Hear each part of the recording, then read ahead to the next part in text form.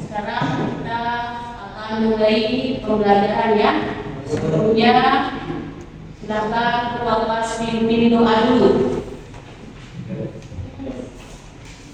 Pagi hari ini, mari kita sama-sama berdoa. Berdoa dalam hati, mulai.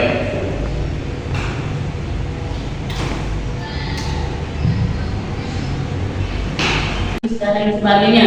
Sebelum kita akan mulai pembelajaran, Ibu akan cek kehadirannya dulu. Adelia Puspita Agung, Muhammad Hasanul Baik Putrawan, lalu Muhammad Ali Muslan, lalu Tirta Gandrasari, Widuri Asih, Hidayatullah, Siti Ramsundaniati, Monalisa. Sekarang kita akan mulai pembelajaran ya. Sebagai perkenalan kita lihat dulu video tentang ini sebagai perkenalan saja ya. Tidak ada keberhasilan tanpa kerja keras. Harus bersemangat, harus bekerja keras supaya kita mendapatkan hasil yang maksimal di kemudian harinya. Sekarang kita akan mulai pembelajaran dulu ya. Nah, kemarin di pertemuan yang sudah lewat kita sudah membahas tentang masyarakat praaksara. Sekarang kita masuk ke yang selanjutnya yaitu proses Hinduisasi atau proses masuknya agama Hindu-Buddha ke Nusantara ya. Nah, tujuan pembelajarannya di sini bagaimana siswa bisa peserta didik itu bisa menganalisis proses masuknya agama dan budaya Hindu-Buddha itu. Kemudian topik kita di sini bagaimana merawat kebinekaan tanpa adanya atau mencegah daripada adanya perbedaan itu. Nah, di sini ada tadi tentang proses masuknya agama Hindu-Buddha Nusantara. Nah, menurut para ahli itu di sini ada 5 teori tentang proses masuknya agama Hindu-Buddha Nusantara. Di mana yang pertama adalah teori Brahmana, kemudian teori Waisa, Sudra, terus teori arus balik. Di sana ada 5 teori tentang proses masuknya agama Hindu-Buddha ke Indonesia. Budaya itu secara pasti itu tidak ada ya secara pasti, tapi kita mengambil pembelajaran dari kelima teori tersebut. Agama Hindu-Buddha itu diperkirakan lahir di India sekitar tahun 500 sampai 200 sebelum Masehi di lembah Sungai Indus. Nah, di India ya. Nah, di sini penganut agama Hindu itu mempercayai adanya 3 dewa, di mana yang pertama adalah dewa Brahma, kemudian dewa Wisnu dan dewa Siwa, di mana dewa Brahma itu pencipta, kemudian Wisnu itu pemelihara, dan Siwa itu perusak. Nah, itu menurut bagi penganut agama Hindu, mereka mempercayai adanya 3 dewa. Yaitu ada 4: Rigveda, Samaveda, Yajurveda, dan Atharvaveda. Nah, itu 4 kitab suci yang ada pada masyarakat Hindu. Mana yang mau kalian tanyakan dari penjelasan itu yang sedikit tadi itu? Misalnya video kita tidak mungkin ada salah juga dan karena videonya kita tidak bisa putar. Jadi silakan sambil dilihat.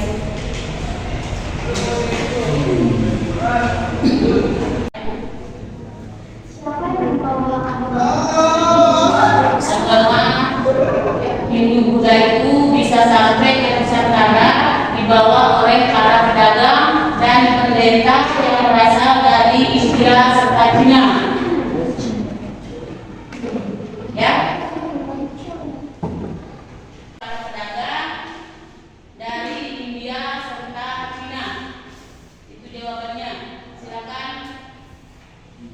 Ada lagi yang kalian ingin tanyakan mengenai gambar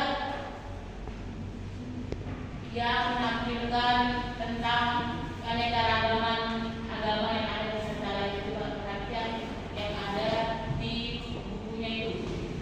Silakan. Ya, mengalir agama dan kebudayaan Hindu-Buddha Indonesia salah satunya yaitu dari seni rupa ya. Seni rupa dan ukir, kemudian yang lain seni bangunan, terus sastra dan aksara. Nah, itu 3 dampak atau 3 pengaruh Hindu-Buddha terhadap kehidupan masyarakat Indonesia. Mungkin ada bagian di belakang yang bisa menambahkan, yang mau menambahkan tentang pengaruh agama dan kebudayaan Hindu-Buddha itu terhadap masyarakat Indonesia. Silakan. Saya ingin mengatakan yaitu pengaruhnya yaitu sistem sastra dan aksara, sistem kepercayaan, dan sistem pemerintahan. Nah, tuh dari temannya sudah ada lagi 3 jawaban. Berarti plus jawaban yang dari itu jadinya sudah ada 6 pengaruh daripada adanya masyarakat Indonesia ya. Sudah 6 ya. Ingat itu. Nah, kemudian edukasi pertanyaan yang lumayan bagus ini ya sebagai pemantik.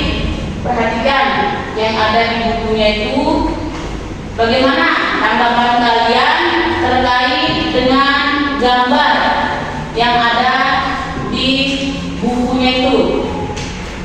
Berbagai agama yang ada di negara kita. Nah, bagaimana merawat kebinekaan mencegah intoleran itu? Bagaimana pendapat kalian? Silakan. Ayo, silakan. Jawab.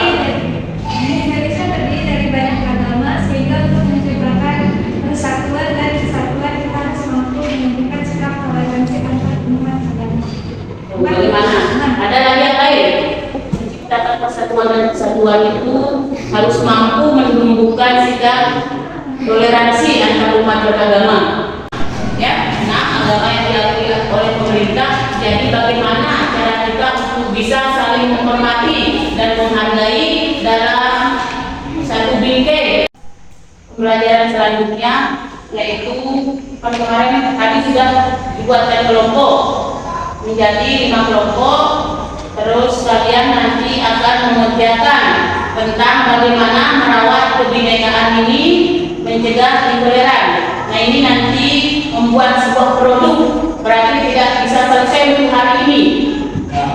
Tidak bisa selesai untuk hari ini, harus selesai dalam jangka waktu 1 minggu, baru dia bisa selesai. Nah, ibu akan pantau tugas kalian itu secara berkala setiap harinya di saat ada waktu-waktu senggang, karena tidak setiap hari kita belajar sejarah itu 1 minggu sekali ya. Kemudian kerjakan nanti, jangan ada yang kerja, ada yang main-main, semuanya harus kerja sama supaya bisa menghasilkan produk yang baik, yang bagus. Kesimpulan dari materi kita hari ini tentang agama dan kebudayaan Minggu Buddha itu, kita bisa mengambil kesimpulan bahwa agama dan kebudayaan Minggu Buddha itu berasal dari India dan Cina ya.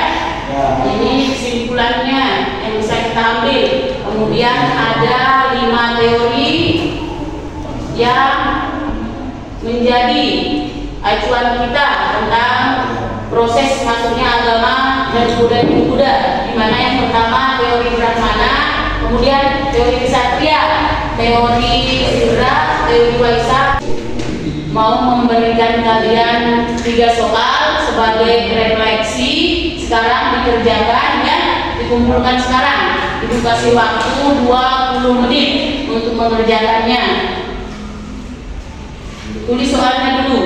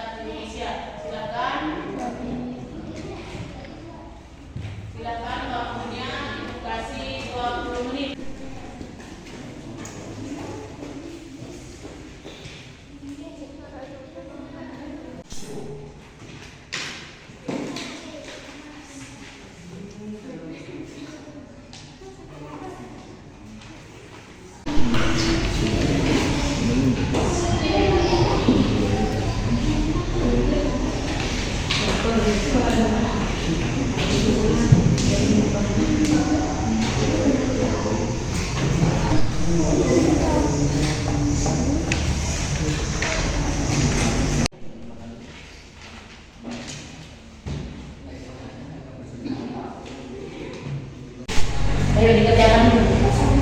Manfaatkan waktu yang dikasih 20 menit itu.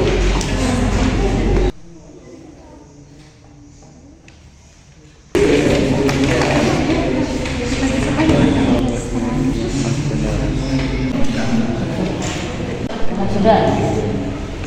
Ini berapa?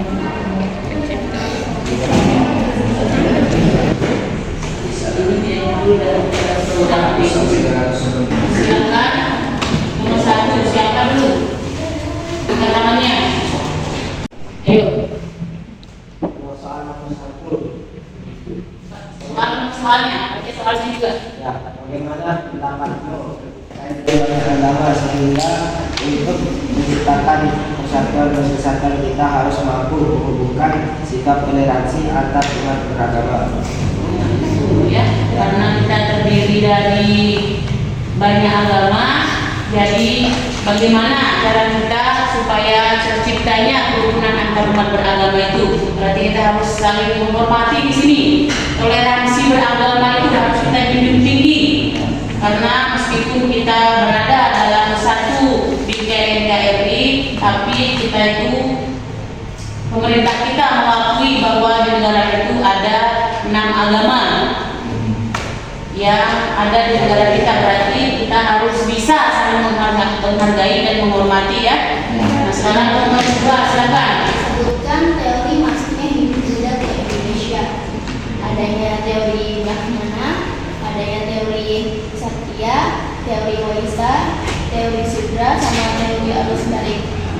Ini di antara kelima teori ini ada di sini yang pedagang seperti buru-buru itu dia masuk ke ranah daripada teori Sudra itu kasta paling rendah di dalam kasta India itu, yang Sudra itu. Kemudian yang terakhir adalah teori arus balik. Nah, ini diperkuat dengan adanya prasasti Nalanda.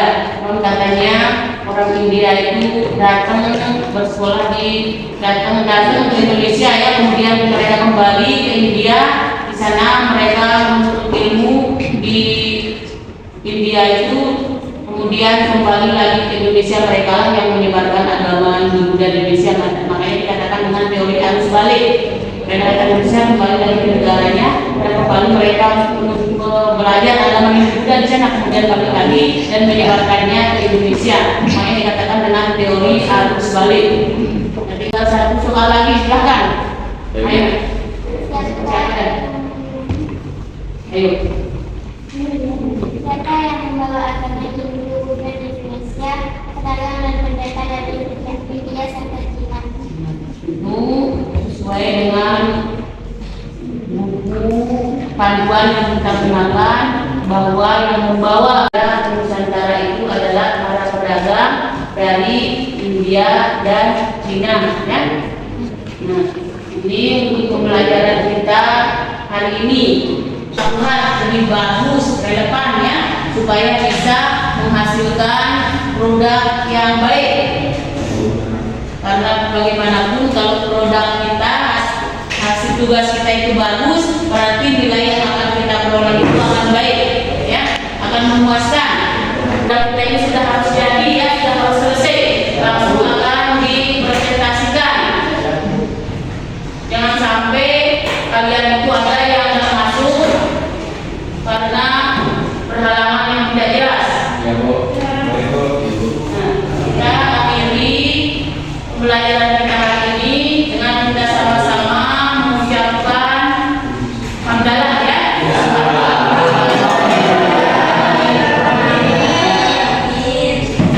Pembelajaran kita hari ini dengan kita sama-sama mengucapkan hamdalah ya. Silakan. Salam. Sebelum kita mengakhiri pembelajaran kita pada pagi hari ini, alangkah baiknya kita sama-sama berdoa. Berdoa dalam hati, mulai.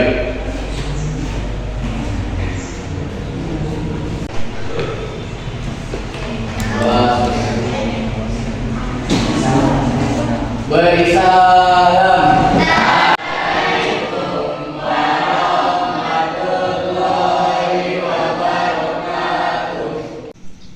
Bismillahirrahmanirrahim. Assalamualaikum warahmatullahi wabarakatuh.